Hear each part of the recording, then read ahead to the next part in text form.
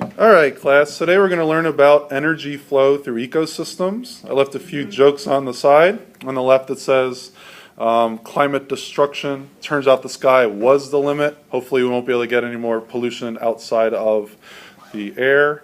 And then the picture on the right says, darn, I don't like the green ones. Obviously that green one is the one on the left. Every other fish is going to have to eat it. That's biomagnification.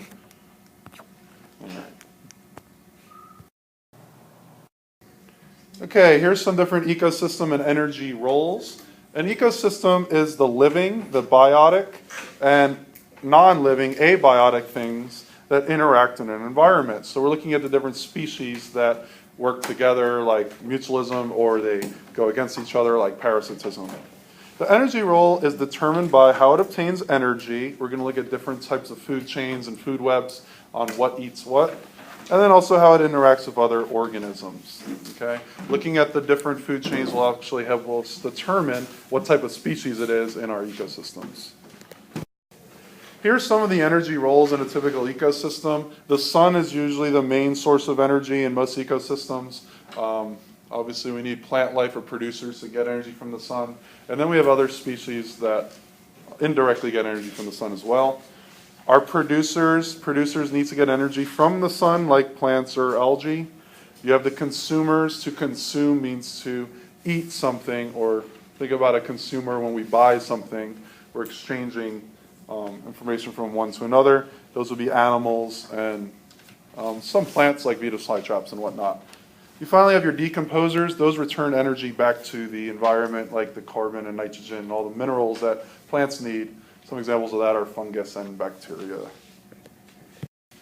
We're going to go a little bit more in depth here. Here's your producers. Again, they take energy from the sun.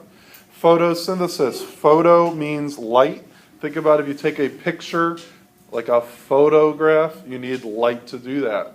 Synthesis means to combine. It's combining things using light. And in the middle of the first semester, you'll have a whole unit on energy from photosynthesis. These are the base of every food chain because we have the most of them in terms of most amount of energy, and they're the source of food for other consumers. Now we have our consumers. A consumer, again, has to eat a producer. There's 4 different types of consumers. One is a herbivore. Those eat only plants. Vegetarians would be herbivores, for instance, like cows and horses. You have carnivores. Carne in Spanish means meat, right? So a carnivore eats meat. Like polar bears, they don't eat plants. Most species, however, are omnivores. Omni means all, so they're going to eat everything. They'll eat plants and animals like humans and grizzly bears. You might like that Baconator in Wendy's where it has bacon and meat and cheese, but it also has a bun. The bun is made from plants, so you'd actually be an omnivore for that.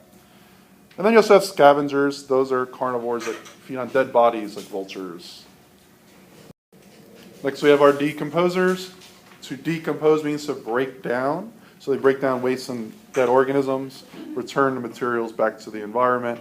Those are your bacteria, fungi. There's bacteria living in you right now to help bring back the nutrients. They're called probiotics. You might have seen those in those like Activia yogurt commercials and whatnot.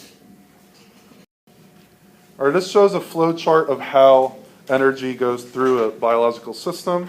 Again, sun is our main source of energy. The producers take in that energy, and by doing that, it's going to release heat, usually from all the processes it needs to do to convert that energy. Then we'll have some consumers that will eat those producers. Again, the consumers, they need to digest the food. By doing that, it's going to also release heat. When those consumers or producers die out, those decomposers are going to be the species that take in that energy, and then they also recycle it back into inorganic nutrients like carbon, nitrogen, and whatnot. Key part to notice in all these, heat gets released in each field. That means that we're losing energy in the system. The energy is getting released as temperature or heat. This shows a food chain. When you're looking at a food chain, you have to show an arrow of what eats what. Here you have a grasshopper eating the grass. You're going to have a snake eating the grasshopper and a hawk eating the snake. The decomposers will eat the dead organisms of the hawk and then return it back to the grass so it'll help them grow. Again, arrows always point in the direction of your energy. All right, this shows a sample energy pyramid. Pyramid, just like in Egypt, the shape of a pyramid has a big base on the bottom, and then it gets smaller and smaller as you get up. Let's say that the sun delivers 1 million joules, capital J is your unit, joules for energy, and that's how much sunlight, let's say we're getting that in a typical ecosystem. The producers are going to get only about 10,000 joules. A lot of the sunlight might hit dirt or might hit other locations that don't have plant life. Then the consumers, again, have to find that food and digest it. They're going to lose a lot of energy too. The secondary consumers will lose even more, and so on.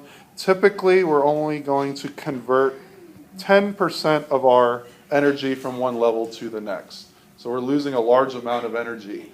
That's also another reason why you want to eat more of the producers, plants and fruits and vegetables, because then you're able to get more efficiency in your food. Again, only about 10% of your energy is transferred from one level to the next. The other 90% is used by organisms. It might be to digest the food.